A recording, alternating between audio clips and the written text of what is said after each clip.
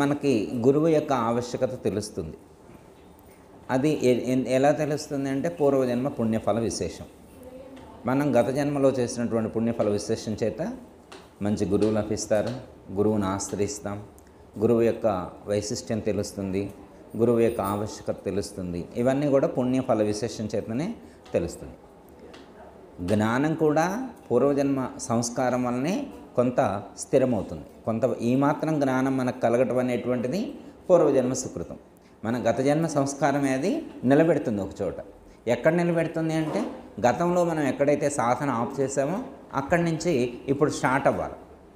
ఎలా అంటే ఇప్పుడు మీరు ఒక పుస్తకం చదువుతూ ఉన్నారనుకోండి, లేదా ఒక గ్రంథాన్ని మీరు పఠిస్తూ ఉన్నారు, లేదా టీవీలో ఎక్కడైనా ఎవరిదైనా మహాత్ములు స్పీచ్ వింటూ ఉన్నారనుకోండి. వింటూ ఉంటే కొన్ని మీకు అర్థమవుతాయి, చాలామందికి కొన్ని అర్థమవుతూ ఉంటాయి. ఒకానొక సందర్భంలో ఒకటి అర్థం కాదు, దానికి సంబంధించిన రిలేటెడ్ అన్నీ కూడా యూట్యూబ్లో మనం సెర్చ్ చేసినాం. మనకు అర్థం కాని రిలేటెడ్ అంశాన్ని ఎన్ని వీడియోలు విన్నా, ఎంతమంది స్పీచెస్ విన్నా కానీ సమ్ ఆఫ్ గ్యాప్ అనేటువంటిది ఉంటుంది. ఎందుకు ఆ గ్యాప్ ఏంటి అంటే మనం గత జన్మలో అక్కడ ఆగిపోయామని అర్థం. మనం ఎక్కడైతే ఆగిపోయామో ఈ జన్మలో మళ్ళీ అక్కడికి వెళ్ళి ఆ ప్రశ్న రూపంలో మిగిలిపోతుంది. అంటే మనం గతంలో అక్కడి వరకు సాధన చేసి ఉన్నాం, ఇప్పుడు మళ్ళీ అక్కడి నుంచి రీస్టార్ట్ అవ్వాలి. అక్కడి నుంచి రీస్టార్ట్ అవ్వాలంటే అక్కడి నుంచి జ్ఞానాన్ని అందించే గురువును మీరు ఆశ్రయిస్తారు. గత జన్మ సంస్కారం ఏం చేస్తుందంటే ఎక్కడైతే ఆగిపోయామో అక్కడి నుంచి రీస్టార్ట్ చేయించేటువంటి గురువు ఎవరైతే ఉన్నారో ఈ లోకంలో అక్కడికి చేర్చుతుంది. రుణానుబంధ రూపేణ పశుపత్ని సుతాలయ అని చెప్తారు కదా. పశుపత్ని సుతాలయ కాదు, గురువు కూడా రుణానుబంధంగానే ప్రాప్తిస్తారు. గత జన్మ సంస్కారానికి అనుగుణంగానే ఆ రిలేటెడ్గా ఆ అర్హత ఉన్నటువంటి గురువే మనకు లభిస్తారు. అంటే మనకున్నటువంటి జ్ఞానానికి ఎక్కడైతే ఆగిపోయామో ఆ పైన ఉన్నటువంటి జ్ఞానాన్ని అందించే సామర్థ్యం ఉన్నటువంటి అలాంటి జ్ఞానం ఉన్నటువంటి గురువు దగ్గరికి మనల్ని చేర్చడం అనేటువంటిది జరుగుతుంది. మనం చేరతాం. ఓకే, ఇప్పుడు మనం అంటే ఒక చోట ఆగిపోయాము అంటే గత జన్మలో అంతవరకు మనం సాధన చేసి ఉన్నామని అర్థం. అక్కడి నుంచి ఇప్పుడు రీస్టార్ట్ అవ్వాలి.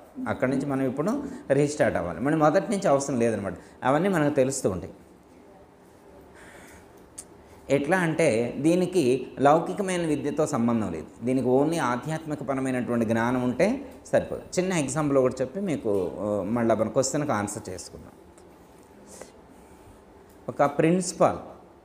ఒక కాలేజీ ప్రిన్సిపాల్ ఒక నవల చదువుతున్నారు, వెనకటి రోజులో ఎప్పుడు.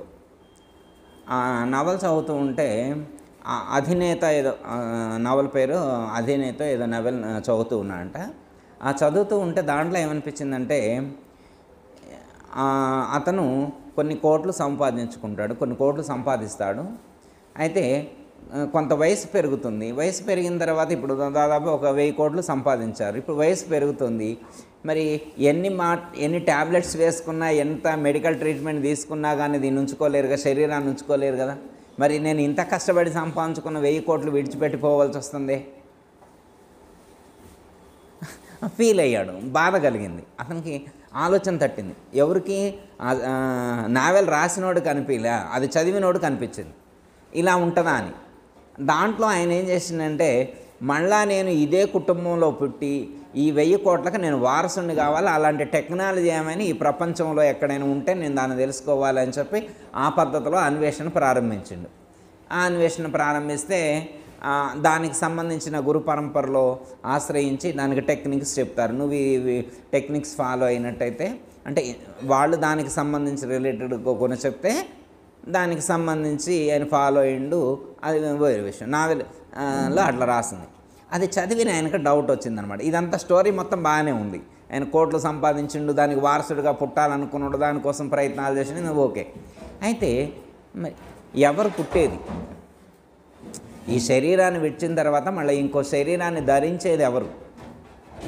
ఇప్పుడు టాప్ టు బాటం మొత్తం చూస్తే పాదం మొదలు శిరస్సు వరకు నేనున్నా. ఇప్పుడు హరికిషోర్ గారు పాదం మొదలు శిరస్సు వరకు ఉన్నారు, వీరు ఉన్నారు, మొత్తం ఉన్నారు. నేనెవరు అంటే ఐడి కార్డు చూపిస్తాం, మన ఫోటో చూపిస్తాం. సపోజ్ ఇప్పుడు ఎవరైనా కానీ మీ అమ్మగారు ఎవరో అన్నారనుకోండి, పేరు చెప్తారు, ఫ్లాష్ అవ్వట్లేదండి అని అన్నారనుకోండి, ఫోటో తీసి చూపిస్తారు, ఇక మా అమ్మగారు అంటారు. అవునా కాదా?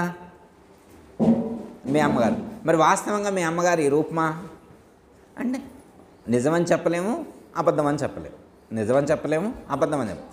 అంటే లౌకిక పరంగా రైటే, కానీ ఆధ్యాత్మిక పరంగా ఈ శరీరమే సత్యం కాదు.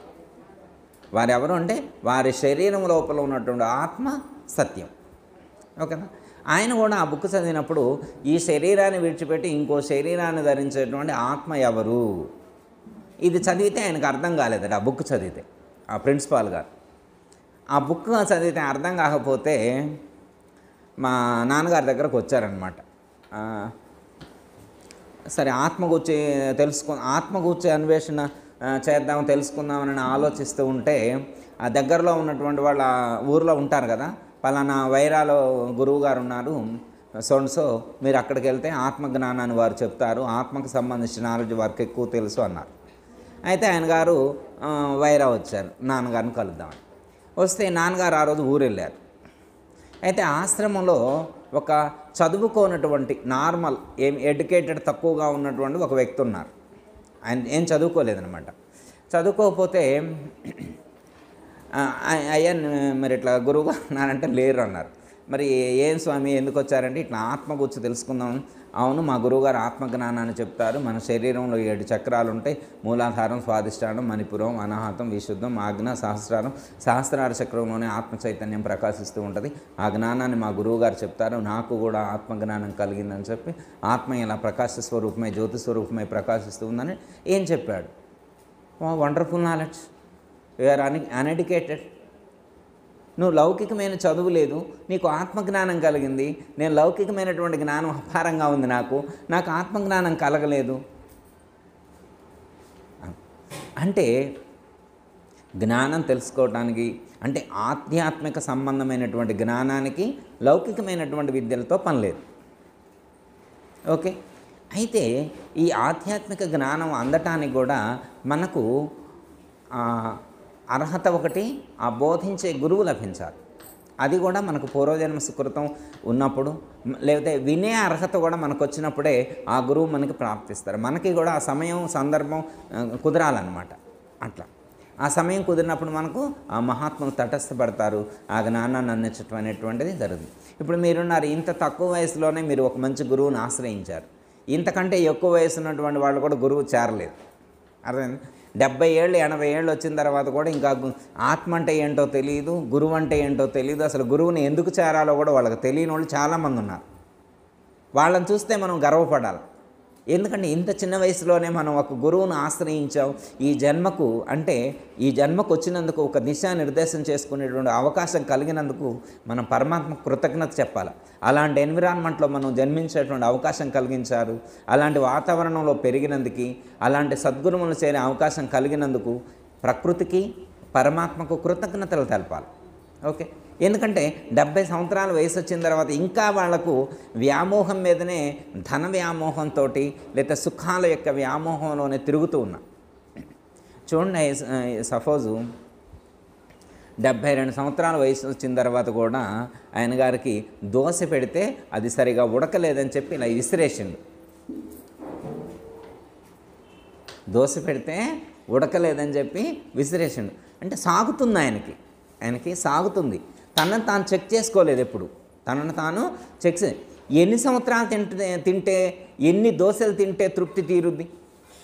ఈ జీవితానికి వచ్చినందుకు ఇన్ని దోశలు తింటే చాలు, ఇన్ని ఇడ్లీ తింటే చాలు అనే నియమం ఏమైనా ఉందా? ఎన్ని దోశలు తిన్నా ఇంకా తినాలని అర్థం. నాకు ఏమండి బోరు కొడుతుందంటే ఇక నేను దోశలు తినను, నేను ఇడ్లీలు తినను, నేను రైస్ తినను, బిర్యానీలు తినను, ఏమీ తినను అని అనేవాళ్ళు ఏమైనా కనిపిస్తారా మనకి? వెగుటు కొట్టినట్టు ఏమైనా అనిపిస్తుందా? అనిపించట్లేదు. ఇక నాకు చాలు అని అనిపించట్లేదు. యయాతి మహారాజు 100 సంవత్సరాల జీవితాన్ని అనుభవించిన తర్వాత సాటిస్ఫాక్షన్ అనిపించక ఇంకొక 100 సంవత్సరాలు అనుభవిస్తే బాగా అనుకున్నాడు. ఆయనంటే రాజు, కోరిక కలిగింది.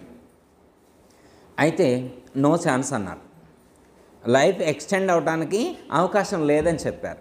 అయితే ఇంకా అక్కడ ఉన్నటువంటి ఋషుల్ని సంప్రదిస్తే వాళ్ళు ఏమన్నారంటే, మీ లైఫ్ ఎక్స్టెండ్ అవడానికి అయితే ఇట్లయితే కుదరదు, ఎవరైనా కానీ వాళ్ళ యొక్క ఆయుష్ను దారిపోస్తే మీ లైఫ్ ఎక్స్టెండ్ చేయొచ్చు అన్నారు. ఎవరిస్తారు చెప్పండి? వాళ్ళ ఆయుష్ని 10 సంవత్సరాల ఆయుష్ని ఎవరిస్తారు? కరోనా వచ్చిన టైంలో చూడండి, కొడుకు తండ్రి దగ్గరకు పోవట్లా, తండ్రి తాత దగ్గరకు పోవట్లా. నాకే సంబంధం, మీ నాన్నరా పోతే పోయిండు, మీ తాతరా పోతే పోయిండు, ఆగేదు. ప్రాణభయం, నేను ఎవరు పోతే నాకేంది, నేనైతే బ్రతుకుండాలి అంటే అలాంటి సైకాలజీతో, అలాంటి థాట్స్తో జీవించేటువంటి మనిషి ఈ కలియుగంలో నా ఆయువుని ఒక 70 సంవత్సరాలు, ఒక 50 సంవత్సరాలు మా తాతగారికి ఇస్తా, మా అమ్మమ్మకి ఇస్తా, మా నాయనమ్మకి ఇస్తా, నాయనమ్మ నా ఆయుష్ ఇచ్చేస్తున్నా, బతికైపో, ఇంకో 50 సంవత్సరాలు బ్రతకానే మనవడు ఆడ దొరుకుతారు? ఈ కాలంలో దొరుకుతారా? ఈ ముసల్దాని ఎప్పుడు పోతే నీకెందుకు, నీకున్న ఆయుధేడు కూడా నాకు ఇవ్వు, ఏదన్నా ఉండే ఎంటర్టైన్మెంట్ నేను ఎంజాయ్ చేస్తా అనే పరిస్థితులు. ఇలాంటి పరిస్థితుల్లో ఉన్నటువంటి వాళ్ళకు ఎలా సెట్ అవుద్ది? కానీ యయాతి మహారాజా కొడుకు తన యొక్క ఆయుష్ను ధారపోస్తే యయాతి మహారాజు ఇంకొక 100 సంవత్సరాలు జీవించాడు. మరి అప్పటి కాలంలో కూడా ఒక యాంకర్లు ఉంటే, టీవీ 9 లాంటి మీడియా ఉంటే వెళ్ళి క్వశ్చన్ చేస్తే యయాతి మహారాజుని అడిగారట అప్పట్లో. ఎవరో అడిగితే, అందరూ 100 ఏళ్ళే బతుకుతారు, మీరు ఇంకో 100 ఎక్స్ట్రా బతికారు కదా, మీ కొడుకుది కూడా తీసుకొని అనుభవించారు కదా, మీకేమనిపిస్తోంది? సాటిస్ఫాక్షన్ అనిపించిందా? 100 ఏళ్ళు ఎక్కువ అనిపించాక సాటిస్ఫాక్షన్ అనిపించిందే అని అన్నారనుకోండి, ఆయన ఓకే అన్నారు కదా. ఆయన నేనే కాదు, ఈ సమాజానికి ఒక సందేశాన్ని ఇస్తున్నా, నేను 100 సంవత్సరాలు ఎక్స్ట్రా అనుభవించా కానీ నాకు సాటిస్ఫాక్షన్ అనిపించలేదు, నాకు తృప్తి అనిపించలేదు. నేనే కాదు, ఈ ప్రపంచంలో ఎవరైనా కానీ విషయ సుఖాలను 100 సంవత్సరాలు కాదు 1000 సంవత్సరాలు అనుభవించిన నాకు చాలు అని ఎవరు అనరు. విషయ సుఖాలలో ఉన్నటువంటి మాయ, అది మహత్తు కాదు, అది మాయతో కూడిన సుఖం, అది సాటిస్ఫాక్షన్ అనిపించదనమాట. ఎన్ని తినాలనిపిస్తుంది, ఎంత చూసినా చూడాలనిపిస్తుంది, ఎంత అనుభవించాలని అనిపిస్తుంది, ఈ ప్రపంచాన్ని అనుభవించాలని అనిపిస్తుంది. కానీ ఇక నాకు చాలు అనేటువంటి వాళ్ళు తక్కువ మంది ఉంటారు. ఒకవేళ నాకు చాలు అంటే వాళ్ళు ఆత్మజ్ఞానులని అర్థం. ఎవరైనా ఇక నాకు చాలు అని అంటే, ఇక నాకు ఏది పెట్టినా, ఇప్పుడు సపోజ్ మీరు ఎక్కడికైనా వెళ్ళారనుకోండి, మొహమాటానికి అనొచ్చు, ఏది పెట్టినా తింటాం అని అన్నారమ్మా. సరే ఏది పెట్టినా తింటారని చెప్పి వాడు పూరీలు తీసుకొచ్చి పెట్టారు. ఆయిల్ ఫుడ్ తినండి, ఆయిల్ ఫుడ్ తినండి, 2 ఇడ్లీ పెట్టించండి. మరి ఏది పెట్టినా తింటాను అన్నాలే కానీ కొంచెం నాకు కొలెస్ట్రాల్ ప్రాబ్లం ఉంది, కొంచెం గ్యాస్ ప్రాబ్లం ఉంది, డైజెస్ట్ అవ్వదు, కొంచెం ఏదైనా మార్చు, మొకమాటం కంటాం. కానీ అలా ఏది పెట్టినా డైజెస్ట్ చేసుకునేటువంటి పరిస్థితి కానీ, ఏది పెట్టినా నాకు రుచితో సంబంధం లేదు అనేటువంటి వాళ్ళు ఏడ కనిపిస్తారు మనకి. ఇప్పుడు మీరు కొంతమంది ఋషులను చూశారనుకోండి, అయితే సన్యాసం స్వీకరించినటువంటి వాళ్ళని చూశారు, వాళ్ళ దగ్గర ఒకటే పాత్ర ఉంటుంది, 2-3 పాత్రలు పట్టుకొని తిరగరు. ఒకళ్ళ ఇంటికి వెళ్ళారు, మజ్జిగ పోసారు, వెళ్ళగానే ఏం చేశారు, మజ్జిగ పోసారు. ఇంకొకళ్ళ ఇంటికి వెళ్తే వాళ్ళు పరవన్నం పెట్టారు, దాంట్లోనే ఆ మజ్జిగలోనే పరవన్నం పెట్టారు. ఇంకొకళ్ళ ఇంటికి వెళ్తే మామిడికాయ కారం పెట్టారు, ఇంకొకళ్ళ ఇంటికి వెళ్తే పులిహార పెట్టారు. పులిహార, పరవన్నం, మామిడికాయ కారం, మజ్జిగ అన్నీ ఒక పాత్రలో వేశారు. మరి వెనక ఏమన్నా 2-3 పాత్రలు ఉన్నాయా? ఇప్పుడు రోజుల్లో బెగ్గర్స్ అయితే 4-5 పాత్రలు తీసుకొని ఏమేమి పెట్టారో సెపరేట్గా షేర్ చేసుకొని, అమ్మ స్వీట్ తెచ్చారా, అయితే ఈ బ్యాగ్లో వేయండి, పులిహార ఈ బ్యాగ్లో వేయండి. ఇప్పుడు మారింది ట్రెండు, అర్థమైందా? మరి వెనకటి రోజుల్లో ఋషులు ఒక్కటే పాత్ర, మీరు ఏది పెట్టినా మొత్తం ఇలా మిక్స్ చేసుకొని ప్రసాద భావంతో జీవించారు. వాళ్ళు తినటం కోసం బ్రతకలేదు, బ్రతకటం కోసం తిరిగారు. మరి వాళ్ళకి బ్రతకాలని ఏమైనా కోరిక ఉందా? పోనీ వాళ్ళకి ఏమైనా కోరికుండి బ్రతుకుతున్నారా? కోరిక కూడా లేదు, బ్రతకాలనే కోరిక కూడా లేదు.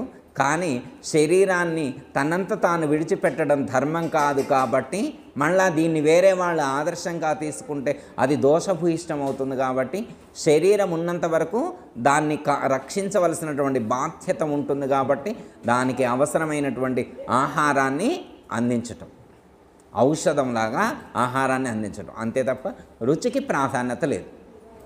దొరికితే ప్రసాద భావంతో స్వీకరిస్తారు, దొరకలేదు కృష్ణార్పణం, రామార్పణం.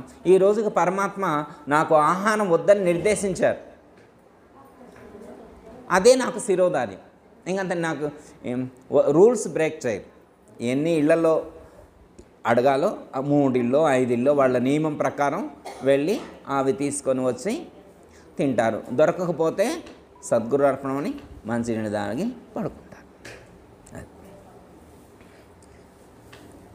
అయితే ఋషులకు మనకు ఉండేటువంటి డిఫరెన్స్, మహాత్ములకి మనకు ఉండేటువంటి డిఫరెన్స్, లైఫ్ స్టైల్లో డిఫరెన్స్ ఉంటుంది. మన లైఫ్ స్టైల్లో డిఫరెన్స్ ఉంటుంది. మహాత్ములు ఏం చేస్తారంటే వాళ్ళు సుఖాల మధ్యనే ఉన్నప్పటికీ కూడా వాటిని తాకకుండా ఉంటారు. ఇందాక ఒక ఎగ్జాంపుల్ చెప్పుకున్నాం. అంటే పడవ నీళ్ళలోనే ఉంటుంది కానీ పడవలో నీళ్ళు. మహాత్ములు ప్రపంచంలోనే ఉంటారు కానీ ప్రపంచాన్ని అంటకుండా ఉంటారు. అంటే ఒక మనిషి సుఖాల మధ్య ఉంటూ సుఖాన్ని తాకకుండా ఎలా ఉంటాడు? సుఖాల మధ్యలో ఉండమంటున్నారు, మరి సుఖాన్ని తాకొద్దు అంటే కాన్సెప్ట్ ఏంటి? అది రైట్ కాన్సెప్టేనా? మళ్ళా వేదం శతమానం భవతి శతాయు పురుష సేవేంద్రియత్ ప్రతిష్టది, 100 సంవత్సరాలు ఈ ప్రపంచాన్ని అనుభవించు, ఈ ప్రపంచాన్ని అనుభవించడం కోసమే నువ్వు పుట్టావు, నువ్వు పుట్టిందే ప్రపంచాన్ని అనుభవించడం కోసం, 100 సంవత్సరాలు హ్యాపీగా ఎంజాయ్ చేస్తూ నువ్వు అనుభవించు అని చెప్పారు. ఇప్పుడు మరి అనుభవించాలా? మరి అన్నిటినీ కంట్రోల్ చేసుకొని నిగ్రహిస్తూ జీవించాలా? ఏమిటి జీవితం ఇది? ఇప్పుడు ప్రపంచాన్ని అనుభవించమని ఒకవైపు శాస్త్రం చెప్తోంది, ఇంకొక వైపు ఏమని చెప్తున్నారు? ఇంద్రియ నిగ్రహం కలిగి ఉండాలి, మనో నిగ్రహం కలిగి ఉండాలి. ఇలా చెప్పటం ఏంటి? మళ్ళీ ఈశావాస్యోపనిషత్తులో ఏమని చెప్తారు? కూర్చోడం. ఈశావాస్యం ఇదగం సర్వం వెత్కించ జగత్యాం జగత్ తేన తెక్తేన భుంజీద మాగృధ కస్యస్విద్ధనం అన్నారు. తేన తెక్తేన భుంజీద మాగృధ కస్యస్విద్ధనం అన్నారు. అంటే ఈశావాస్యం ఇదగం సర్వం ఎత్కించ జగత్యాం జగత్, కించిత్ పదార్థం కూడా అన్యము లేదు. ఈశ్వరుడే అనుస్యూతమై సర్వత్రా వ్యాపించి ఉన్నాడు. ఈశ్వరుడే సర్వత్రా నిబిడీకృతమై అణువణువునందు కూడా అనుస్యూతమై వ్యాపించి ఉన్నాడు. ఇది మనకి అర్థమైంది. ఉపనిషత్తులో చెప్పాను, మనకిది అర్థమైంది, కొంతవరకు అర్థమైంది. తేన తెక్తేన భుంజీద మాగృధ కస్యస్విద్ధనం, ఇది మనం అర్థం చేసుకోవాల్సినటువంటి పాయింట్. ఏమర్థం? త్యాగముతో ఈ ప్రపంచాన్ని అనుభవించు, త్యాగముతో ఈ ప్రపంచాన్ని అనుభవించు.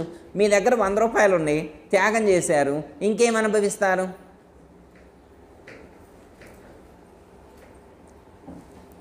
దానం చేయటం వేరు, త్యాగం చేయటం వేరు. దానానికి త్యాగానికి వేరియేషన్, డిఫరెన్స్ ఉంది.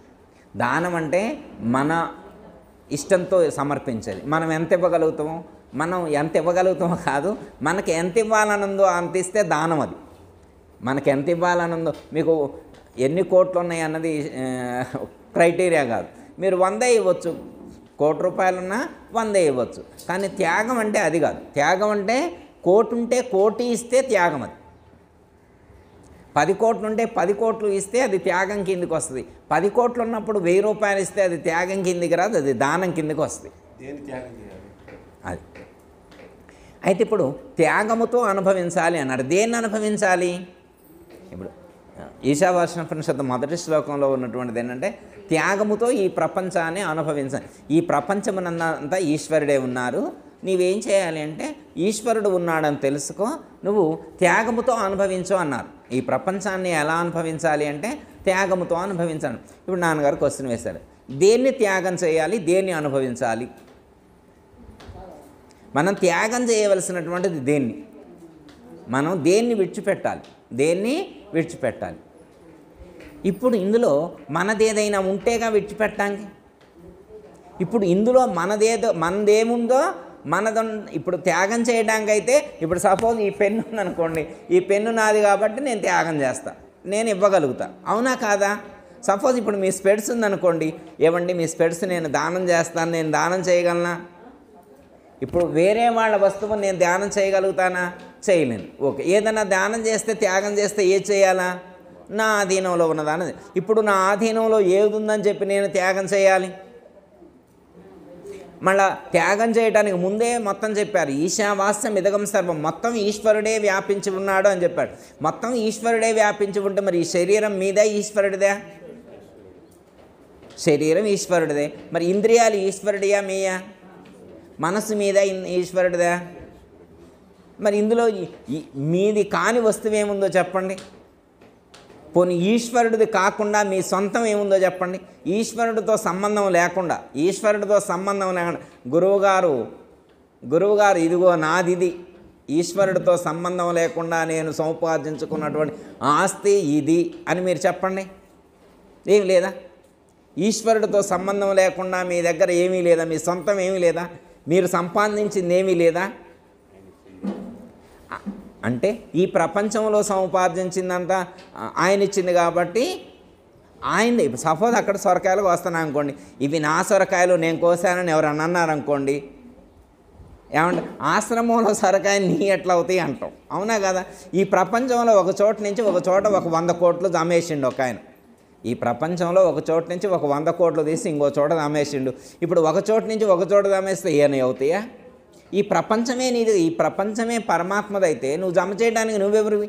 ఈ ప్రపంచంలో ఉన్న ఒక్క చోట ఉన్న వస్తువుని ఇంకొక చోటకు మార్చినా కానీ అది ఈశ్వరుడిదే తప్ప నీది కాదు కదా. ఇప్పుడు మనం ఏం త్యాగం చేయాలి, ఏది అనుభవించాలి? ఇప్పుడు మనం దేన్ని త్యాగం చేయాలి, దేన్ని ఇప్పుడు వేరే వాళ్ళ వస్తువును దానం చేస్తే ఏం బాగుంటుంది? ఏమండి ఎవరో బెగ్గర వచ్చారు, ఈ కుర్చీ కావాలని అడిగిండు, దానం చేశానని అన్నాం అనుకోండి, ఈ కుర్చీ తీసుకెళ్ళి దానం చేసినాం అనుకోండి, అమ్మాయి నేను దానం చేసా ఈరోజు పుణ్యం నాకు వచ్చిద్దానని అనగలమా? ఎందుకంటే కుర్చీ నాది కాదు, కుర్చీ ఆశ్రమానికి సంబంధించింది. ఎవరికి ఎప్పుడైనా పుణ్యం వస్తే ఈ ఆశ్రమానికి కుర్చీ ఎవరైతే దానం చేశారో వాళ్ళకు వచ్చింది. అర్థమైందమ్మా? సపోజ్ ఉదాహరణకి ఈ పద్మాకి గారు ఈ కుర్చీలో ఒక 10 తీసుకొచ్చి ఇక్కడ పెట్టారనుకో అమ్మ, మీరు వచ్చి ఒకవేళ దానం చేశారనుకోండి, ఆ పుణ్యం క్రెడిట్ ఎవరికి పోయింది? ఎవరైతే 10 కుర్చీలు తెచ్చి ఆశ్రమంలో ఉంచారో వారికి వెళ్తాం.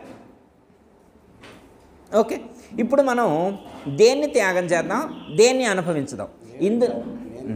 ఇందులో నాదంటూ ఏముంది? నాదంటూ ఏముంది అంటే శరీరం కాదన్ను, ఇంద్రియాలు కాదు, మనసు కాదు, బుద్ధి కాదు, ఇంకా నీ వస్తువు ఏముంది? నాది అని చెప్పబడేటువంటి వస్తువు నీ శరీరంలో ఏముంది? అహం. ఏమన్నది? అహం.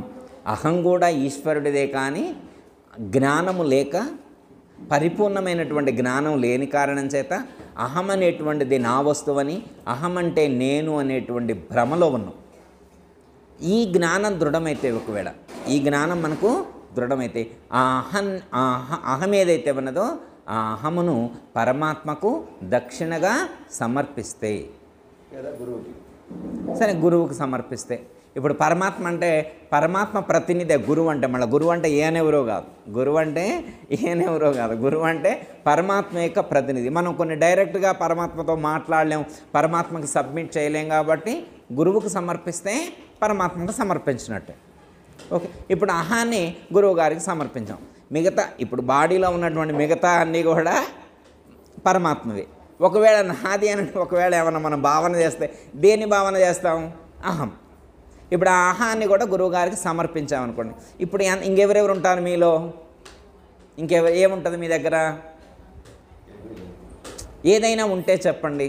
ఒకవేళ శరీరం పరమాత్మది అనుకున్నాం, శరీరం మీది కాదు, ఇంద్రియాలు మీ కావు, మనసు మీది కాదు, బుద్ధి మీది కాదు. ఒకవేళ అహం నాది అని అనుకున్నా కానీ దాన్ని గురువు గారికి సమర్పిస్తే ఇంకేముంటుంది? నేను నేను అనేటువంటి అహాన్ని గురువుగారికి సమర్పిస్తే, నేను పోతే ఇంకెవరుంటారు అమ్మ? ఇప్పుడు ఇందులో ఉన్న నేను లేననుకో అమ్మ, నన్ను నేను పరమాత్మకు సమర్పించుకుంటే, నన్ను నేను గురుమూర్తికి సమర్పించుకుంటే ఇంకెవరుంటారు? మరి ఈ సమర్పించుకుంటాం అనేటువంటిది ఉన్నప్పుడు సమర్పించాలా, పోయాక సమర్పించాలా? ఇప్పుడు మోక్షం అంటే ఇప్పుడు వచ్చేదా, మరణించాక వచ్చేదా? ఇప్పుడు వచ్చేదా మోక్షం అంటే? మరి చాలామంది మోక్షం అంటే అప్పుడు కదండి అంటాడు. మోక్షం అంటే అప్పుడు కదండి వచ్చేది. అప్పుడెప్పుడో ఏమిస్తాం? ఇప్పుడే, ఇక్కడే, ఈ క్షణమే అహాన్ని తీసి సద్గురుమూర్తి యొక్క పాద పద్మాల చెంత సమర్పిస్తే నేను లేను. మరి ఇప్పుడు ఇద్దామా గురువుగారికి? ఇస్తానా? ఆ నేనుని గురువుగారికి అక్కడ గురువుగారి పాదాల దగ్గర వెళ్ళండి. మీ దగ్గర ఉన్న ఆ నేను అనేటువంటి దాన్ని గురువుగారి పాదపద్మాల దగ్గర సమర్పించి మీరు వెళ్ళేప్పుడు తీసుకెళ్తారా, ఉంచిపోతారా? ఇప్పుడు గురువుగారి పాదపద్మాల దగ్గర ఆ లోపల ఉన్న నేను అనేటువంటి ఆహాన్ని అక్కడ సమర్పించారు. మరి వెళ్ళేప్పుడు ఎలా వెళ్తారు? మళ్ళీ దాన్ని తీసుకొని వెళ్తారా, ఉంచి వెళ్తారా? వారి అనుమతితో అరువుగా నాది కాదు, వారిచ్చిన దేహము, ఓకే. అంటే వస్తువును అక్కడ ఇచ్చి వారి అనుమతితో వినియోగించుకోవాలి. వారి అనుమతితో మనం వినియోగించుకోవాలి. మీకు పాత ఎగ్జాంపుల్ మీకు గుర్తే ఉంటుంది, మళ్ళీ ఒకసారి గుర్తు చేస్తా. శివాజీ మహారాజ్ వాళ్ళ గురువుగారి పేరు మీకు తెలిసే ఉంటుంది, సమర్థ రామదాస్ గారు. విన్నారమ్మా? సమర్థ రామదాస్ గారు. అయితే ఒకసారి రాజ్య విస్తరణ చేయాలనేటువంటి తలంపు కలిగింది. యుద్ధానికి సన్నద్ధమయ్యాడు. మరి శివాజీని ఎవరు ఆపుతారు? లోకల్లో ఉండేటువంటి వాళ్ళందరూ కూడా ఆలోచించారు, శివాజీని ఆపాలనుకున్నారు. ఎందుకంటే ప్రాణ నష్టం జరుగుద్ది కదా, ఎంతోమంది హింసింపబడతారు కదా, అది ఇష్టం లేదనమాట. ఇష్టం లేక అనుకొని ఎవరు ఆపుతారంటే గురువుగారే ఆపాలి. గురువుగారు చెప్తేనే వింటారు, ఎవరు చెప్పినా వినరు అని చెప్పి వెళ్ళి గురువుగారు చెప్పారు. గురువుగారు వచ్చారు. సరే, స్వాగత సత్కారాలన్నీ అయిపోయిన తర్వాత, నాయన మరి విచ్చేశారు, మాకు చాలా సంతోషం, ఆజ్ఞాపించండి అని అన్నారు. అయితే ఒక సభ ఏర్పాటు చేయని ఆయన అన్నారు. సభ ఏర్పాటు చేశారు. సభలో అందరూ ఆసీనులు అయి ఉన్నారు. ఆసీనులు అయిన తర్వాత, అయ్యా ఏమన్నా చెప్తారంటే నేను ఒక 2 మాటలు చెప్తా, సభాముఖంగా నేను అడుగుదాం అనుకున్నా అన్నారు. అడగండి ఆయన అన్నారు. ఏమంటారంటే, నాకు ఈ రాజ్యం కావాలయ్యా అన్నారు. నాకు ఈ రాజ్యం కావాలయ్యా, ఈ రాజ్యాన్ని ఇవ్వయ్యా అన్నారు. అదెందుకు గురువుగారు, నా తనువు, మనసు, ధనము, తెలివి, సర్వస్వాన్ని నేను ఎప్పుడో ఇచ్చేసా కదా, మళ్ళీ ఈ రాజ్యం అంటూ నాకంటూ ఉందా? నేనే మీకు సమర్పించబడినప్పుడు నా అధీనంలో ఉన్నటువంటి ఈ రాజ్యం కూడా మీదే కదా అని అన్నారు. సరే, ఇస్తే ఇచ్చినవులే స్వామి, ఇప్పుడు రాసివ్వు అన్నారు. లిఖితపూర్వకంగా రాసివ్వు అన్నారు. సరే, శివాజీ గారు వాళ్ళని పిలిపించి రాపిచ్చారు. ఒకటే లైన్ అనమాట. ఈ రాజ్యం ఎవరిది అని అడిగారు. ఇది గురువుగారి రాజ్యం అన్నారు. సభా వేదిక మీదనే.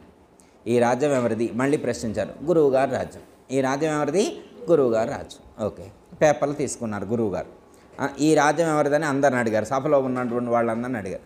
అందరూ కూడా ఇది గురువుగారి రాజ్యం, గురువుగారి రాజ్యం, గురువుగారి రాజ్యం అన్నారు. ఓకే అన్నారు.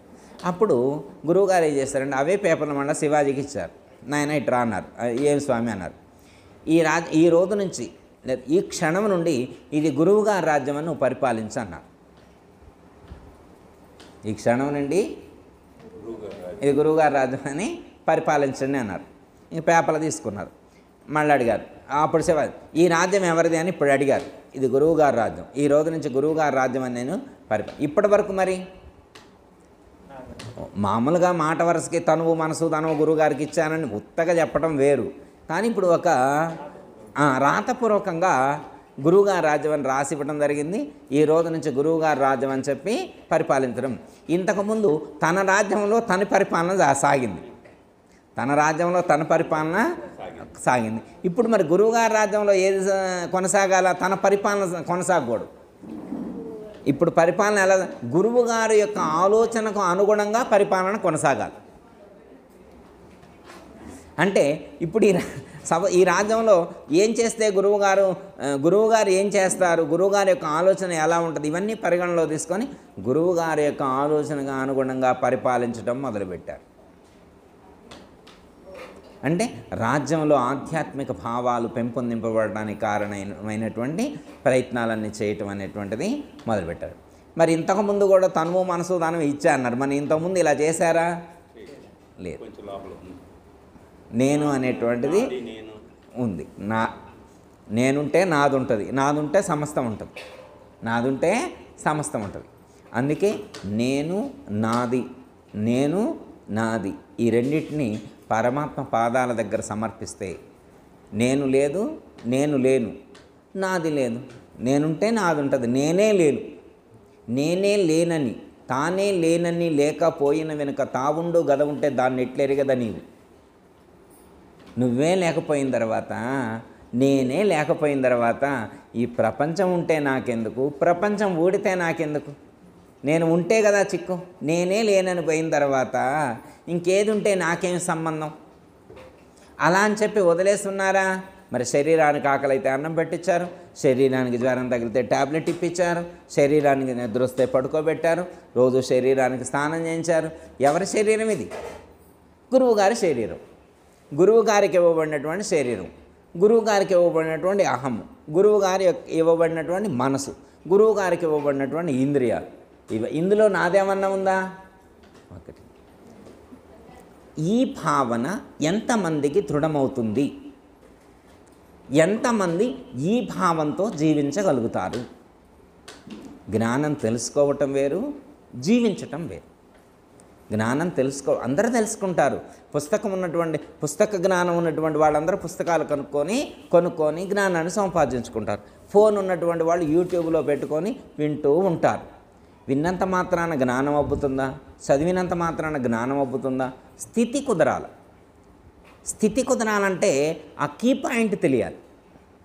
మనం దేన్ని విడిచిపెడితే సర్వాన్ని విడిచిపెట్టినటువంటి వాళ్ళం అవుతాము. అన్నిటికీ మూలం ఏదై ఉన్నది, అన్నిటికీ ఆధారమైనటువంటిది ఏదైతే ఉన్నదో, అన్ని దుఃఖాలకు మూలమైనటువంటి, అన్ని దుఃఖాలకు, అన్ని కర్మలకు, అన్నిటికీ మూలమై ఆధారమై మన యొక్క దుఃఖానికి కారణభూతమై ఉన్నదో అట్టి మూలాన్ని గురువు యొక్క పాదపద్మాల చెంత మనం విడిచిపెడితే దుఃఖరహిత స్థితి మనకు ప్రాప్తిస్తుంది. ఎప్పుడైతే ఆ మూలాన్ని విడిచిపెట్టామో, ఎరుక కూకుడు వేరు తవ్వి తీసితే చాలు అన్నారు. ఆ యొక్క మూలాన్ని తీసి సమర్పిస్తే చాలు, ఇంకా నీకు జన్మరహితం అయినట్టే. ఆ బీజాన్ని, ఆ మూలాన్ని అక్కడ మనం తీసి, ఆ అహమే మూలం, అహమే జన్మకు కారణం, అహమే కర్మకు మూలం, అహమే పుట్టుకకు మూలం, అహమే అన్ని దుఃఖాలకు మూలం. అట్టి అహాన్ని విడిచిపెడితే మోహాలన్నీ కూడా నశించిపోతాయి. ఈ ప్రపంచములో ఉన్నటువంటి సమస్త వ్యామోహాలన్నింటికీ కారణభూతమైనటువంటిది అహమే. అహమే ఈ విశ్వమై ప్రకటితమవుతోంది. ఇన్ని సుఖాలన్నింటికీ ఆలవాలమై ప్రకటితమయ్యేటువంటి ఈ విశ్వం అహంకారానికి మూలం. అట్టి మూలమైనటువంటి అహంకారాన్ని విడిచిపెడితే ఈ కనిపించేటువంటి విశ్వం కనిపించినా కానీ అది మనల్ని ప్రభావితం చెయ్యదు. ప్రపంచం ఉండదని కాదు, ప్రపంచం ఉంటుంది, కానీ మనం ప్రభావితం అవ్వం. ఓకే, ఇప్పుడు మీరు ఈశావాస్యం మిదగం సర్వం ఫస్ట్ లైన్ అర్థమైంది. అంటే శిరస్సు మొదలుకొని పాదాల వరకు ఉన్నటువంటి సమస్తం కూడా ఈశ్వరుడిదే అని తెలిసింది. ఒకవేళ నేను నాది అనేటువంటిది ఉంటే ఆ రెండింటినీ కూడా గురువుగారికి సమర్పించాం. ఇప్పుడు ఏముంటుంది మన దగ్గర? నాది అనేటువంటిది ఏమన్నా ఉందా? నాది అనేటువంటిది ఏది లేదు. ఒకవేళ ఉన్నది ఏదైనా అది ఈశ్వరుడిది. గురు మార్గంలో ఉంటే గురువుది, గురు మార్గంలో ఉంటే గురువుది, లేకపోతే ఈశ్వరుడిది. ఇప్పుడు నేనున్నానా లేనా? ఉన్నానంటే ఉన్నాను, లేనంటే లేను. ఎలా? ఉండి లేనివాడిని. ఇప్పుడు ఎలా? ఉండి లేనివాడిని, లేకనే ఉన్నవాడిని. నేనైతే లేను, లేకనే ఉన్నవాడిని, ఉండి లేనివాడిని. కంక్లూషన్ ఇది, కంక్లూషను ఇది. ఇప్పుడు మీ క్వశ్చన్ ఇప్పుడు అడగండి. ఈ ప్రపంచం యొక్క అనుగ్రహం వల్ల ఈ మార్గం తెలియబడింది. ఓకే, గురువు యొక్క అనుగ్రహం వల్ల ఈ మార్గంలో చేరాము. ఆధ్యాత్మిక మార్గంలో ఆసక్తి ఏర్పడింది. ఆ జ్ఞానము లభించింది, పుస్తక జ్ఞానంగాను. కొంత జ్ఞానం మనం సంపాదించుకున్నాం, చెప్పినవి అర్థమవుతున్నాయి, కొంతవరకు అర్థమవుతున్నాయి, ఆచరిస్తూ ఉన్నాం, కొన్ని కొంత ప్రయత్నం చేస్తూ ఉన్నాం. కానీ ఎక్కడో చోట ఒక వెలితి కానీ అశాంతి కానీ రోజు అది మనం ఎదుర్కొంటోంది. దాన్ని సరి చేసుకుంటున్నాం, మళ్ళీ మరపు వస్తుంది, మళ్ళీ జ్ఞాపకం తెచ్చుకొని మళ్ళీ కడుక్కొని మళ్ళీ బాగు చేసుకుంటున్నాం. ఇలా రోజువారీగా చేసుకుంటూనే ఉన్నాం. ఆ స్థితి ఒకే స్థితిగా కుదరట్లేదు, ఇంకా ఎక్కడో గ్యాప్ వస్తుంది.